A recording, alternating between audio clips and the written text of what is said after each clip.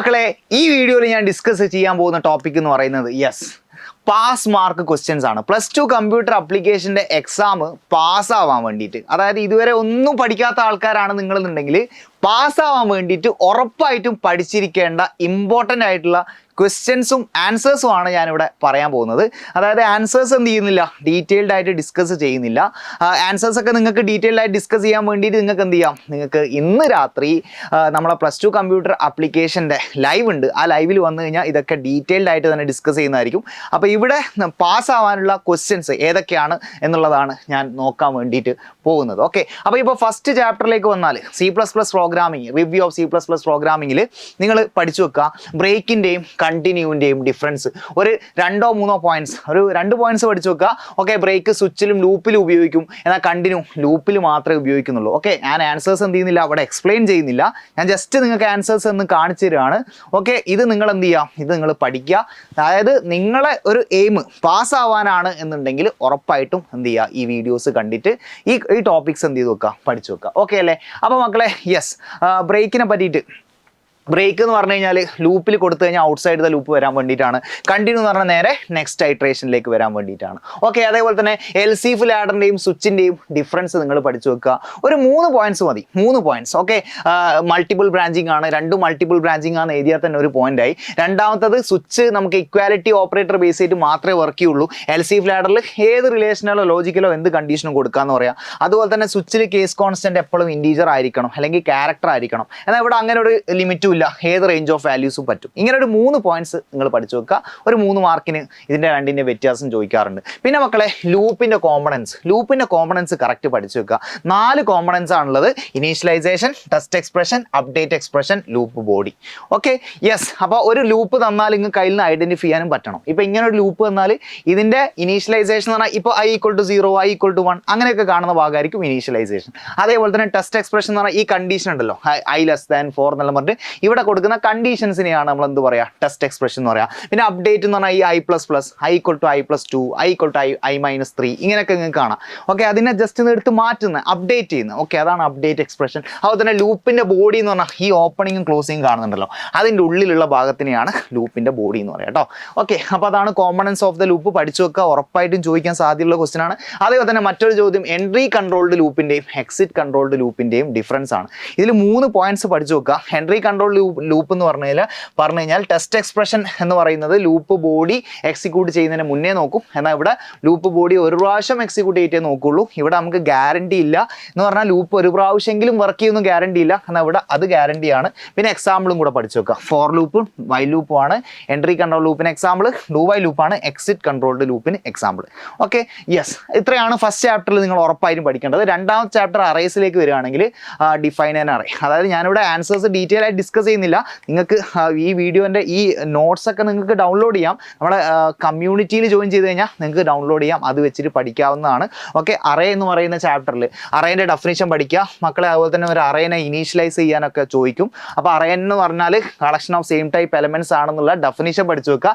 And ഒരു അറേനെ initialise ചെയ്യാൻ പറഞ്ഞാൽ ജസ്റ്റ് ഇൻറ്റ് എക്സ് ഓഫ് ഒരു 5 ലൊക്കേഷൻസ് അങ്ങനെയുള്ള അറേ ആണെങ്കിൽ അതിലിങ്ങനെ 5 വാല്യൂസ് വെച്ച് കൊടുത്തു കഴിഞ്ഞാൽ അത് ഇനീഷ്യലൈസേഷനായി. ഈ ഒരു ബ്രേസ് ഓപ്പൺ ചെയ്തിട്ട് ക്ലോസ് ചെയ്തിട്ട് അതിൻ്റെ ഉള്ളിൽ ഇങ്ങനെ 5 വാല്യൂസ് കൊടുത്താൽ അതിനാണ് ഇനീഷ്യലൈസേഷൻ എന്ന് പറയാം. ഓക്കെ, അതേപോലെ തന്നെ മറ്റൊരു ചോദ്യം ഇതാണ്, സ്ട്രിംഗ് എന്താണെന്നുള്ള ഒരു ചോദ്യം പഠിച്ചു വെച്ചോ. സ്ട്രിംഗ് എന്ന് പറഞ്ഞാൽ combination of characters within double quotes ആണ്. ഡബിൾ കോഡ്സിൻ്റെ ഉള്ളിലിടുന്ന സീക്വൻസ് ഓഫ് ക്യാരക്ടേഴ്സിനെയാണ് സ്ട്രിംഗ് എന്ന് പറയാം.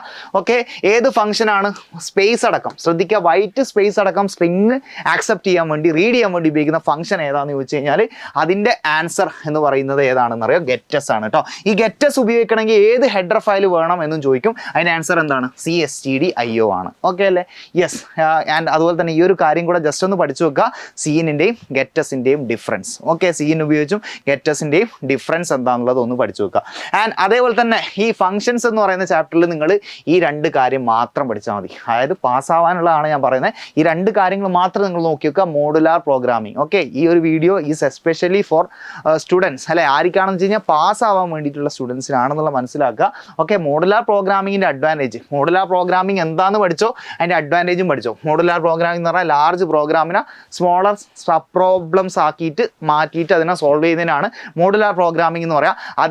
അതിൻ്റെ അഡ്വാൻറ്റേജ് കറക്റ്റ് പഠിച്ചു വെക്കുക. മെറിറ്റ് അല്ലെങ്കിൽ അഡ്വാൻറ്റേജ് എന്നൊക്കെ പറഞ്ഞിട്ട് ചോദിക്കും. അത് 4 പോയിന്റേ ഉള്ളൂ, പഠിച്ചു വെക്കുക. ഒരു പ്രോഗ്രാമിൻ്റെ സൈസ് കുറയും, അതുപോലെ തന്നെ എറർ ഉണ്ടാവാനുള്ള ചാൻസ് കുറയും, പ്രോഗ്രാമിൻ്റെ കോംപ്ലക്സിറ്റി കുറയും, റീയൂസബിലിറ്റി കൂടും. ഇങ്ങനെ 4 പോയിന്റുകൾ പഠിച്ചു വെക്കുക. അതേപോലെ തന്നെ call by value, call by റെഫറൻസിൻ്റെ ഡിഫറൻസ് ഇമ്പോർട്ടൻറ്റ് ക്വസ്റ്റ്യൻ ആണ്, പഠിച്ചു വെച്ചോ മക്കളെ. കോൾ ബൈ വാല്യൂവിൽ ഫോർമൽ ആർഗ്യുമെൻ്റ് ആയിട്ട് സാധാ ഓർഡിനറി വാരിയബിൾസാണ് ഉപയോഗിക്കുന്നത് പഠിക്കുക. ആൻഡ് കോൾ ബൈ റെഫറൻസിൽ റെഫറൻസ് വാരിയബിൾസ് ആണ് ഉപയോഗിക്കുന്നത് നോക്കുക. അതുപോലെ തന്നെ ഇപ്പോൾ ഇവിടെ changes made to formal argument, formal ആർഗ്യുമെൻറ്റിൽ ചേഞ്ച് വരുത്തിയാൽ കോൾ ബൈ വാല്യൂ ആണെങ്കിൽ അതെവിടെ എഫക്റ്റ് ചെയ്യും, ആക്ച്വൽ ആർഗ്യുമെൻറ്റിൽ എഫക്റ്റ് ചെയ്യും.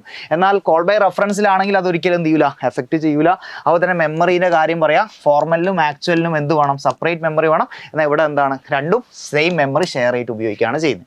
ഓക്കെ, അടുത്ത ചോദ്യം വെബ് ടെക്നോളജി ാണ്. വെബ് ടെക്നോളജിയിൽ സ്റ്റാറ്റിക് വെബ് പേജിൻ്റെയും ഡൈനാമിക് വെബ് പേജിൻ്റെയും ഡിഫറൻസിൽ ഒരു 3 പോയിന്റ് പഠിച്ചു വെക്കുക കേട്ടോ. പോയിന്റ് ഇവിടെ ഉണ്ട്. കണ്ടന്റ് ലേഔട്ട് ഒക്കെ ഫിക്സഡ് ആണ്, ഇവിടെ ചേഞ്ച് ചെയ്യും. ഡാറ്റാബേസ് ഉപയോഗിക്കില്ല, ഇവിടെ ഉപയോഗിക്കും. ഇവിടെ ഡെവലപ്പ് ചെയ്യാൻ എളുപ്പമാണ്, എന്നാൽ ഇവിടെ ഡെവലപ്പ് ചെയ്യാൻ ബുദ്ധിമുട്ടാണ്. ഈ ഇങ്ങനെ 3 പോയിന്റ്സ് പഠിച്ചു വെക്കുക. Static web page, dynamic web page. അതുപോലെ തന്നെ client side scripting, server side scripting, again 3 points പഠിക്കുക. ക്ലയൻറ്റിൻ്റെ സൈഡിൽ എക്സിക്യൂട്ട് ചെയ്യുന്ന സ്ക്രിപ്റ്റുകളാണ് ക്ലയൻറ്റ് സൈഡ് സ്ക്രിപ്റ്റിംഗ്, എന്നാൽ ഇത് സെർവർ സൈഡിൽ എക്സിക്യൂട്ട് ചെയ്യുന്നതാണ്. ഇത് വാലിഡേഷൻ ചെയ്യാൻ വേണ്ടിയിട്ടൊക്കെയാണ് ഉപയോഗിക്കുന്നത്. എന്നാൽ ഇവിടെ ഡാറ്റാബേസ് ഒക്കെ ആയിട്ട് കണക്ട് ചെയ്യാനാണ് ഉപയോഗിക്കുന്നത് പഠിക്കാം. ഇവിടെ യൂസേഴ്സിന് വേണമെങ്കിൽ ഇത് ബ്ലോക്ക് ചെയ്ത് വെക്കാം, ക്ലയൻറ്റ് സൈഡ് സ്ക്രിപ്റ്റിംഗ്. എന്നാൽ ഒരിക്കലും സെർവർ സൈഡ് സ്ക്രിപ്റ്റിംഗ് എന്ത് ചെയ്യാൻ പറ്റില്ല, യൂസേഴ്സിന് ബ്ലോക്ക് ചെയ്യാൻ പറ്റില്ല. ഇങ്ങനെ 3 പോയിന്റ്സ് എന്ത് ചെയ്യുക, client side scripting, server side സ്ക്രിപ്റ്റിംഗിൽ പഠിച്ചു വെക്കുക. ആൻഡ് അതേപോലെ തന്നെ കണ്ടെയ്നർ ടാഗ്, എംപ്റ്റി ടാഗ്. മക്കളെ ഇത് മാത്രം പഠിച്ചു കഴിഞ്ഞാൽ ഇതിൻ്റെ എക്സാമ്പിളും പഠിക്കണം. കണ്ടെയ്നർ ടാഗും എംപ്റ്റി ടാഗിൻ്റെ ഡിഫറൻസ്, കണ്ടെയ്നർ ടാഗ് ഓപ്പണിങ്ങും ക്ലോസിങ്ങും ഉണ്ടാവുന്നതാണ്. എംപ്റ്റി ടാഗ് എന്ന് പറഞ്ഞാൽ അല്ല ഇതുപോലെ, ഇത് ഓപ്പണിംഗ് ക്ലോസിങ്ങും ഇല്ലേ, ഇതുപോലത്തെ ടാഗുകളാണ് container tag. And empty tag എന്ന് പറഞ്ഞാൽ അതിന് ക്ലോസിംഗ് മാത്രമേ ഉണ്ടാവുള്ളൂ. ക്ലോസിംഗ് മാത്രമുള്ള എംപ്റ്റി ടാഗുകൾ ഏതൊക്കെയാണ്, BR ഉം IMG ഉം HR ഉം ആണ്. അതേപോലെ തന്നെ അടുത്തൊരു ചോദ്യം, ബോഡി ടാഗിൻ്റെ ആട്രിബ്യൂട്ട്സ് നിർബന്ധമായിട്ട് പഠിച്ചു വെക്കുക. ബോഡി ടാഗിൻ്റെ ആട്രിബ്യൂട്ട്സ് ഇമ്പോർട്ടൻ്റ് ആണ്. ബോഡി ടാഗിൻ്റെ ആട്രിബ്യൂട്ട്സിൽ ഏതൊക്കെ വരുന്നുണ്ട് വെച്ചാൽ BG colour, background, text, left margin, top margin. Okay, ഈ ആട്രിബ്യൂട്ട്സ് പഠിച്ചു വെക്കുക. ഓക്കെ, എക്സാമ്പിൾ ഒന്നും പഠിച്ചിട്ടില്ലെങ്കിലും ഈ ആട്രിബ്യൂട്ട്സിൻ്റെ പേരെങ്കിലും മക്കൾ എന്ത് ചെയ്ത് വെക്കുക, പഠിച്ചു വെക്കുക. അതേപോലെ തന്നെ അടുത്ത ചോദ്യം എന്ന് പറയുന്നത് വെബ് ഡിസൈനിങ് യൂസിങ് HTML 5ാമത്തെ ചാപ്റ്ററിലുള്ളതാണ്. മക്കളെ ഇതുപോലത്തെ ഒരു ടേബിൾ തന്നാൽ ഇതിൻ്റെ കോഡ് എഴുതാൻ കുറച്ച് ബുദ്ധിമുട്ടാണെങ്കിൽ നിങ്ങൾക്ക് വിടാം, അല്ലെങ്കിൽ നിങ്ങൾ എന്ത് ചെയ്യുക, ഇത് അറിയെങ്കിൽ നിങ്ങൾ ഒന്ന് നോക്കി വെക്കുക. കാരണം ഇതുപോലത്തെ ഒരു ടേബിൾ വന്നിട്ട് കോഡ് എഴുതാൻ ചോദിക്കും. ടേബിൾ വന്നിട്ട് കോഡ് എഴുതാൻ പറഞ്ഞാൽ ഒന്നുമില്ല, ടേബിൾ ടാഗ് അങ്ങ് ഓപ്പൺ ചെയ്യുക, ടേബിൾ ടാഗ് ക്ലോസ് ചെയ്യുക. വെറുതെ അതിനൊരു ബോർഡർ ഈക്വൽ ടു 1 എന്നൊക്കെ പറഞ്ഞൊരു ബോർഡറൊക്കെ കൊടുക്കുക. ഓക്കെ, എന്നിട്ട് എന്ത് ചെയ്യുക, ഫസ്റ്റ് നിങ്ങൾ നോക്കി ആദ്യത്തെ റോ ഇല്ലേ, ഈ ആദ്യത്തെ റോയിൽ എന്ത് ചെയ്യുക, അത് കൊടുക്കാൻ വേണ്ടി TR ഓപ്പൺ ചെയ്യുക. അത് ഇവിടെയാണ് അവസാനിക്കുന്നത്. അതിൻ്റെ ഉള്ളിൽ 2 ഡാറ്റ ഇല്ലേ, റോൾ നമ്പറും നെയിമും, അത് TH വെച്ച് അങ്ങ് കൊടുത്ത്, TH വെച്ചിട്ട് THൻ്റെ ഉള്ളിൽ റോൾ നമ്പർ നെയിമും കൊടുത്ത്. കാരണം അത് ഹെഡിങ് സെല്ലായതുകൊണ്ടാണ് TH ഉപയോഗിച്ചത്. ഓക്കെ, അതേപോലെ തന്നെ ഇനി ഇപ്പോൾ 2ാമത്തെ റോ നോക്ക്, ഈ റോയിൽ എന്തൊക്കെയാണ് വരുന്നത്, 1ഉം ആലിയും അല്ലേ. അപ്പോൾ 2ാമത്തെ റോ TR, 2ാമത്തെ റോ ഇതിൻ്റെ ഉള്ളിൽ 1ഉം ആലിയും കൊടുത്ത്, അത് TDൻ്റെ ഉള്ളിലാണ് കൊടുക്കുന്നത്. കാരണം സാധാ ഡാറ്റയാണ് TDയിൽ കൊടുക്കുക, ഹെഡിങ് ആണ് THയിൽ കൊടുക്കുക. അതേപോലെ തന്നെ മൂന്നാമത് ഈ സാധനമാണ്, ഈ സാധനം അല്ല, ഈ റോ, അതിന് TR ഓപ്പൺ ചെയ്തു, അതിൽ 2 മരുണു അല്ലുള്ള അത് ഞാൻ എന്തിൽ കൊടുത്തു, TDൻ്റെ ഉള്ളിൽ കൊടുത്തു. കാരണം അതെന്താ, സാധാ ഡാറ്റ ഒന്നുമില്ല. TD ഓപ്പൺ ചെയ്യുക, TD ക്ലോസ് ചെയ്യുക, അതിൻ്റെ ഉള്ളിൽ ഡാറ്റ കൊടുക്കുക. TH ഓപ്പൺ ചെയ്യുക, ക്ലോസ് ചെയ്യുക, അതിൻ്റെ ഉള്ളിൽ ഡാറ്റ കൊടുക്കുക. ഇത്രയേ ഉള്ളൂ. അത് കഴിഞ്ഞാൽ ആ ഒരു റോവും ക്ലോസ് ചെയ്തു, ടേബിളും ക്ലോസ് ചെയ്തു. ഇതുപോലെ ഒരു സിമ്പിൾ ക്വസ്റ്റ്യൻ നിങ്ങൾക്ക് ചെയ്യാൻ പറ്റുകയാണെങ്കിൽ ഒരുപക്ഷെ ചിലപ്പോൾ ടേബിളിൻ്റെ കോഡൊക്കെ ഈസി കോഡൊക്കെ ചോദിച്ചു കഴിഞ്ഞാൽ നിങ്ങൾക്ക് ചെയ്യാൻ പറ്റും. അതേപോലെ തന്നെ മറ്റൊരു സാധനമാണ് ഇതുപോലത്തെ ഒരു ഫോം തന്നിട്ട് ചിലപ്പോൾ കോഡ് ചെയ്താൽ ചോദിക്കാം. അപ്പോൾ ആ ഫോമിൻ്റെ കോഡും കൂടെ ഞാൻ ജസ്റ്റ് ഒന്ന് പരിചയപ്പെടുത്തുകയാണ്. ഒന്നുമില്ല, HTML ഹെഡ്, ടൈറ്റിൽ, ഹെഡ് അല്ല, ഇത്രയൊന്നും നിർബന്ധമൊന്നുമില്ല. ഈ ബോഡീൻ്റെ ഉള്ളിലുള്ള ഫോം മാത്രം നിങ്ങൾ പഠിച്ചു വെച്ചാൽ മതി. ഓക്കെ, ബോഡീൻ്റെ ഉള്ളിലുള്ള ഫോം ഉണ്ടാക്കാൻ ഫോം ടാഗാണ്. അതിൻ്റെ ഉള്ളിൽ ഇതൊക്കെ വരണം. അതിന് ആദ്യം യൂസർ നെയിം ഡയറക്റ്റ് അങ്ങ് എഴുതിയാൽ മതി. എന്നിട്ടോ ഈ ഒരു ടെക്സ്റ്റ് ബോക്സ് വരണം. ഈ ടെക്സ്റ്റ് ബോക്സ് വരണമെങ്കിൽ എന്ത് ചെയ്യണം, input type equal to text എന്ന് എഴുതിയാൽ മതി. ടെക്സ്റ്റ് ബോക്സ് വരും. അതിന് വെറുതെ ഒരു പേരിടുക, name equal to TXT1. Okay, ഇനി ബാക്കിയുള്ള എല്ലാം അടുത്ത ലൈനിലല്ലേ, അടുത്ത ലൈനിൽ പോകാനും BR ടാഗ് ഉപയോഗിക്കാം. ഓക്കെ, ഇനിയിപ്പോൾ പാസ്വേഡ് എന്ന് വരും അല്ലേ.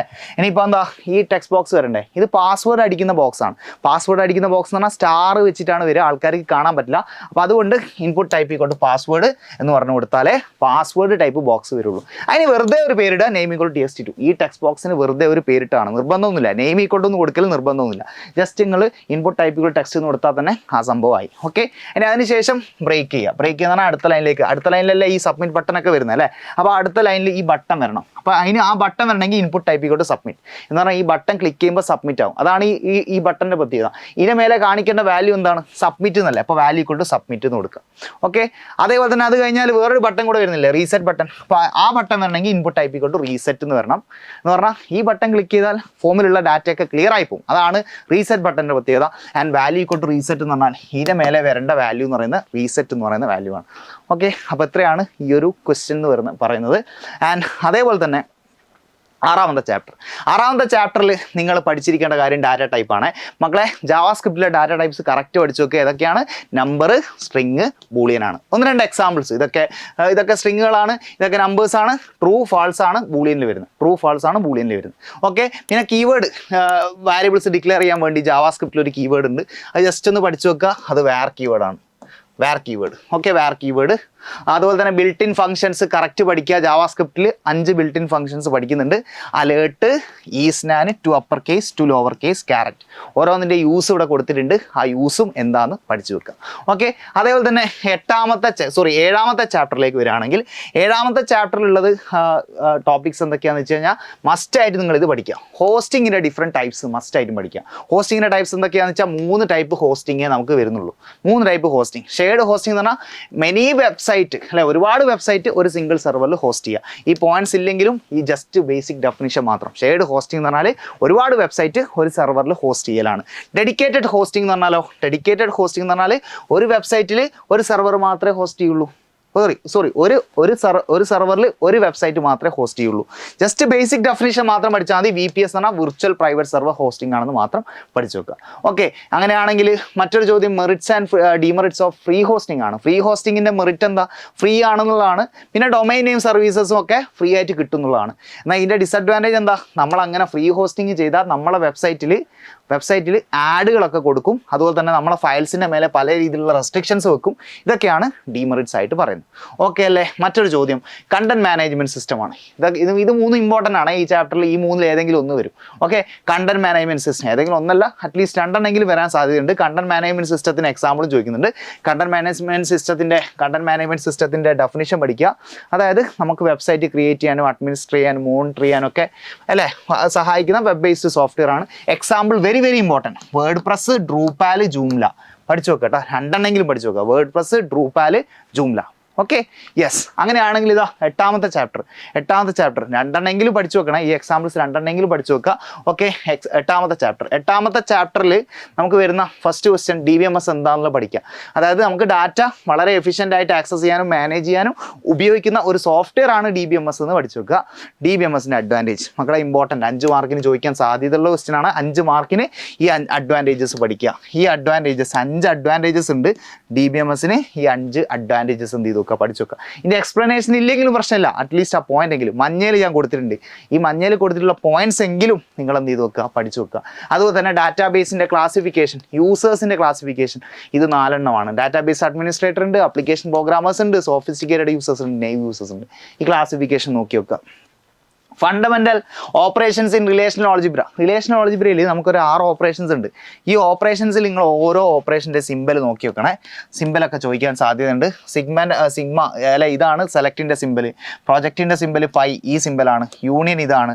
ഇൻ്റർസെക്ഷൻ എന്ന് പറഞ്ഞാൽ ഈ സിമ്പലാണ്. സെറ്റ് ഡിഫറൻസ് -ആണ്. കാർട്ടീഷ്യൻ പ്രൊഡക്റ്റ് ക്രോസ് ആണ്. ഇതൊരു 1 മാർക്കിനെങ്കിലും നിങ്ങൾക്ക് കിട്ടും. ഇത് പഠിച്ചാൽ ഒരു 1 മാർക്കെങ്കിലും നിങ്ങൾക്ക് ഇവിടുന്ന് കിട്ടും. അതുപോലെ തന്നെ SQL സ്ട്രക്ചേർഡ് ക്വറി ലാംഗ്വേജിൽ കോമ്പണൻസ് ഓഫ് SQL എന്ന് പറയുമ്പോൾ കോമ്പണൻസ് ഓഫ് SQL എന്ന് പറയുമ്പോൾ 3 കോമ്പണൻസ് ഉണ്ട് എന്ന് മനസ്സിലാക്കുക. DDL, DML, DCL. കറക്റ്റായിട്ട് നോക്കേണ്ടത് DDL വരുന്ന കമാൻഡ്സ് ഏതൊക്കെയാണ്? ക്രിയേറ്റ്, ആൾട്ടർ, ഡ്രോപ്പ് ആണ്. DML വരുന്ന commands select, insert, update, delete ആണ്. DCL വരുന്ന ഗ്രാൻഡ്, റീവോക്ക് ആണ്. ചിലപ്പോൾ പരീക്ഷയ്ക്ക് കുറേ കമാൻഡ്സ് തന്നിട്ട് ഇതിൽ ഏതാണ് DCL, ഏതാണ് DML അങ്ങനെയൊക്കെ ചോദിക്കും. അതുകൊണ്ട് ഇത് കറക്റ്റായിട്ട് എന്ത് ചെയ്ത് വെക്കുക, പഠിച്ചു വെക്കുക. ഓക്കെ, ഡാറ്റ ടൈപ്സ് SQL ഏതൊക്കെയാണ്? SQL ഡാറ്റ ടൈപ്സ് വരുന്നത് ന്യൂമറിക്, സ്ട്രിങ്, അതുപോലെ തന്നെ ഡേറ്റ് ആൻഡ് ടൈം ആണ്. ഓക്കെ, ന്യൂമറിക്കിൽ തന്നെ ഇൻറ്റും ഡി സി ഒക്കെ ഉണ്ട്.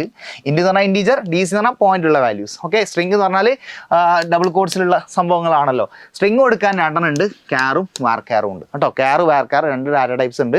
ഇതിൻ്റെ ഒരു വ്യത്യാസം ചിലപ്പം പരീക്ഷയ്ക്ക് ചോദിക്കും കേട്ടോ. ക്യാർ എന്ന് പറഞ്ഞാൽ ഫിക്സഡ് ലെങ്ത് ആണ്. ക്യാർ എന്ന് പറഞ്ഞാൽ ഫിക്സഡ് ലെങ്ത് സ്ട്രിങ്ങുകളാണ്.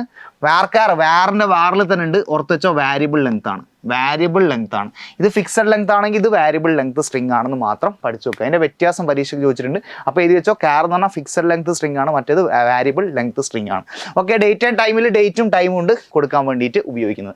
കൺസ്ട്രെയിൻസ് ഇമ്പോർട്ടൻ്റ് ആണ്, പഠിച്ചു വെക്കുക. കൺസ്ട്രെയിൻസ് 4 കൺസ്ട്രെയിൻസ് പഠിച്ചു വെക്കുക. Not null, auto increment, unique, primary key, default. ഇതാണ് SQLൻ്റെ കൺസ്ട്രെയിൻസ്. കൺസ്ട്രെയിൻസ് പറഞ്ഞാൽ ഡാറ്റേൻ്റെ മേലെ നമ്മൾ അപ്ലൈ ചെയ്യുന്ന റെസ്ട്രിക്ഷൻസിനാണ് അല്ലെങ്കിൽ റൂൾസിനെയാണ് നമ്മൾ എന്ത് പറയുക, റൂൾസ് അപ്ലൈ ചെയ്യണം ഡാറ്റ. അതാണ് എന്ത് കൺസ്ട്രെയിൻസ് എന്ന് പറയുന്നത്. കൺസ്ട്രെയിൻസിൻ്റെ എക്സ്പ്ലനേഷൻ ഇവിടെ ഉണ്ട്, പക്ഷേ നിങ്ങൾ അറ്റ്ലീസ്റ്റ് ഈ പേരുകളെങ്കിലും ഒന്ന് പഠിച്ചു നോക്കുക കേട്ടോ. അങ്ങനെയാണ് ERP-യിൽ എക്സാമ്പിൾസ് ഓഫ് ERP പാക്കേജ് ഇതൊക്കെയാണ്. ഇതിൽ 2-3 എങ്കിലും പഠിച്ചു നോക്കുക കേട്ടോ. 2-3 എങ്കിലും ERP പാക്കേജസ് പഠിക്കുക. ഇതിൽ ഒഡു എന്ന് പറയുന്ന സാധനം ഓപ്പൺ സോഴ്സ് ആണ്. പലതവണ പരീക്ഷയ്ക്ക് ചോദിച്ചിട്ടുണ്ട്. ഓപ്പൺ സോഴ്സ് ആയിട്ടുള്ള എന്ന് പറഞ്ഞാൽ ഫ്രീ ആയിട്ട് ആൾക്കാർക്ക് ഉപയോഗിക്കാൻ പറ്റിയിട്ടുള്ള ERP പാക്കേജ് ഏതാണെന്ന് വെച്ചാൽ അത് ഒഡു എന്ന് പറയുന്നതാണ്. പിന്നെ എനി 2 ബെനിഫിറ്റ്സ് ഓഫ് ERPയുടെ ബെനിഫിറ്റ്സ് 2 എങ്കിലും പഠിച്ചു വെക്കുക. Improved resource utilisation, better customer satisfaction, provides accurate information. Okay, and write the name of any 3 fundamental units. Fundamental units of ERPയിൽ കുറേ ഉണ്ട്.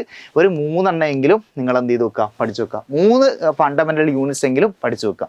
ഓക്കെ, ലാസ്റ്റ് ചാപ്റ്ററിൽ ഇതാ ഈ സാധനങ്ങൾ SMS, MMS, GPS, smart card, ഇത് 4 എന്താണെന്നുള്ളത് പഠിച്ചു വെക്കുക. ഫുൾ ഫോം മാത്രം പഠിച്ചാൽ പോരാ, ജസ്റ്റ് എന്താണെന്നുള്ളതും കൂടെ ജസ്റ്റ് ഒരു ബേസിക് ഡെഫിനേഷൻ എങ്കിലും പഠിച്ചു വെക്കുക. ഇതൊരു 3 മാർക്കിനൊക്കെ എന്ത് ചെയ്യാൻ ചോദിച്ചിട്ടുണ്ട്, മുന്നേ എക്സ്പ്ലെയിൻ ചെയ്യാൻ ചോദിച്ചിട്ടുണ്ട്. യെസ്, ഇതാണ് ലാസ്റ്റ്, ഇൻഡസ്ട്രിയൽ പ്രോപ്പർട്ടി റൈറ്റ്. മക്കളെ, ഇൻഡസ്ട്രിയൽ പ്രോപ്പർട്ടി റൈറ്റിൽ ആക്ച്വലി നമുക്ക് 4 എണ്ണമാണ് വരുന്നത്. കറക്റ്റ് മനസ്സിലാക്കിക്കോ. Patterns, trade mark, industrial design, geographical indication. അതിൻ്റെ എക്സ്പ്ലനേഷൻ ഇവിടെ കൊടുത്തിട്ടുണ്ട്. ഈ പാറ്റേൺ എന്ന് പറഞ്ഞാൽ ആരെങ്കിലും എന്തെങ്കിലും ഇൻവെൻഷൻ നടത്തിയാൽ, കണ്ടുപിടുത്തം നടത്തിയാൽ അതിന് കൊടുക്കുന്ന റൈറ്റ് ആണ്. എന്നാൽ ട്രേഡ് മാർക്ക് എന്ന് പറഞ്ഞാൽ എന്തെങ്കിലും ഗുഡ്സ് അല്ലെങ്കിൽ സർവീസിനൊക്കെ ഐഡൻറ്റിഫൈ ചെയ്യാൻ ഉപയോഗിക്കുന്ന നെയിം അല്ലെങ്കിൽ ലോഗോ, ഇതുപോലത്തെ സാധനങ്ങളാണ്. അമൂൽ, റിലയൻസ്, വിപ്രോ, BSNL, അതിൻ്റെയൊക്കെ ലോഗോ കാര്യങ്ങളുണ്ടല്ലോ. അതൊക്കെയാണ് എന്തിൽ വരിക, ട്രേഡ് മാർക്കിൽ വരിക. ഇൻഡസ്ട്രിയൽ ഡിസൈൻ എന്ന് പറഞ്ഞാൽ ഇപ്പോൾ കൊക്കക്കോളേൻ്റെ ബോട്ടിൽ, ഐഫോൺ ഡിസൈൻ, ഇതൊക്കെ ഭയങ്കര ഇൻഡസ്ട്രിയലി പോപ്പുലർ ആയിട്ടുള്ള സംഭവങ്ങളാണല്ലോ. അതിൻ്റെ കസ്റ്റമേഴ്സിനെ അട്രാക്ട് ചെയ്യാൻ ബ്യൂട്ടിഫുള്ളി ഡിസൈൻ ചെയ്യുക, ആ സംഭവമാണ് അതിൽ വരുന്നത്. ജോഗ്രഫിക്കൽ ഇൻഡിക്കേഷൻ എന്ന് പറഞ്ഞാൽ അതിൻ്റെ ഒറിജിനുമായിട്ട് ബന്ധപ്പെട്ട് കണക്ട് ചെയ്യുക അല്ലേ. ഇപ്പോൾ പാലക്കാടൻ മട്ട, അതുപോലെ തന്നെ ആറന്മുള കണ്ണാടി, ഇതൊക്കെയാണ് ഇതിന് എക്സാമ്പിൾ. Okay, yes. പിന്നെ സൈബർ ക്രൈംസ് എഗെയിൻസ്റ്റ് ഇൻഡിവിജ്വൽ ചോദിച്ചിട്ടുണ്ട്. സൈബർ ക്രൈം എന്ന് പറഞ്ഞാൽ cyber crimes against individual correct ഇതാ ഈ 5 എണ്ണം കേട്ടോ. ഈ 5 എണ്ണം ഇത് ഇപ്രാവശ്യത്തെ മോഡൽ എക്സാമിനും ചോദിച്ചിട്ടുണ്ട്. സൈബർ ക്രൈംസ് അഗെയിൻസ്റ്റ് ഇൻഡിവിജ്വൽസിൽ ഈ 5 കാര്യങ്ങൾ. എന്നാൽ ചിലപ്പോൾ അത് ചോദിച്ചുകൊണ്ട് ഒരുപക്ഷെ നമുക്ക് ഇതും കൂടെ ഒന്ന് പഠിച്ചു വെക്കാം. സൈബർ ക്രൈംസ് അഗെയിൻസ്റ്റ് ഗവൺമെൻറ് കൂടിയുണ്ട്, ചിലപ്പോൾ അത് ചോദിച്ചാലോ. അതിൽ 3 കാര്യങ്ങൾ വരുന്നുണ്ട്. Cyber terrorism, website defacement, attacks against e governance website. Okay, ഇതിൻ്റെ എക്സ്പ്ലനേഷൻ കൂടെ നോക്കുന്നതാണ് നല്ലത്. അല്ലെങ്കിൽ അറ്റ്ലീസ്റ്റ് ആ 3 പോയിന്റ്സ് എങ്കിലും പഠിച്ചു വെക്കുക. അപ്പോൾ മക്കളെ, ഈ വീഡിയോ ആർക്ക് വേണ്ടിയിട്ടാണെന്ന് വെച്ച് കഴിഞ്ഞാൽ ഇതുവരെ ഒന്നും പഠിക്കാതെ ഇരിക്കുന്ന ആളുകളുണ്ടെങ്കിൽ അവരെ ഹെൽപ്പ് ചെയ്യാൻ വേണ്ടിയിട്ടാണ്. അതായത് ഇത് പഠിച്ചു കഴിഞ്ഞാൽ A+ കിട്ടുമോ, ഇത് പഠിച്ചു കഴിഞ്ഞാൽ ഫുൾ മാർക്ക് കിട്ടുമോ, ഇത് പഠിച്ചു കഴിഞ്ഞാൽ 40ൻ്റെ മേലെ കിട്ടുമോ, 50ൻ്റെ മേലെ കിട്ടുമോ എന്നുള്ള കമൻസ് ആയിട്ട് നിങ്ങൾ അതിന് ഇമ്പോർട്ടൻസ് ഇല്ല. ഞാൻ ഈ വീഡിയോ ഇട്ടിട്ടുള്ളത് ആക്ച്വലി പാസ്സാവാൻ വേണ്ടിയിട്ട്. അതായത് ഇതുവരെ ഒന്നും പഠിക്കാത്തവരുണ്ടെങ്കിൽ അവരും അല്ലേ എന്തെങ്കിലുമൊക്കെ പഠിക്കട്ടെ എന്നുള്ള ഒരു കൺസെപ്റ്റോട് കൂടിയിട്ടാണ്. ദയവ് ചെയ്തിട്ട് ഈ സാധനങ്ങൾ ബിറ്റെടുത്ത് പോയിട്ട് എന്ത് ചെയ്യരുത്, നാളത്തെ പരീക്ഷയ്ക്ക് എഴുതരുത് എന്ന് ഞാൻ ഒന്നും കൂടെ ഓർമ്മിപ്പിക്കുകയാണ്. ഓക്കെ, ഈ കാര്യങ്ങളൊക്കെ ഡീറ്റെയിൽഡ് ആയിട്ട് പഠിക്കാൻ വേണ്ടിയിട്ട് നമ്മളെ ഇന്ന് രാത്രിയുള്ള ലൈവിൽ നിങ്ങൾ എന്ത് ചെയ്യുക, വരിക. കൃത്യം 7 മണിക്ക് നമ്മളെ ലൈവ് ഉണ്ട്. അപ്പോൾ എല്ലാവരും നിങ്ങളുടെ ഫ്രണ്ട്സിനൊക്കെ കൂടിയിട്ട് അറ്റൻഡ് ചെയ്യുക. Okay, thank you so much.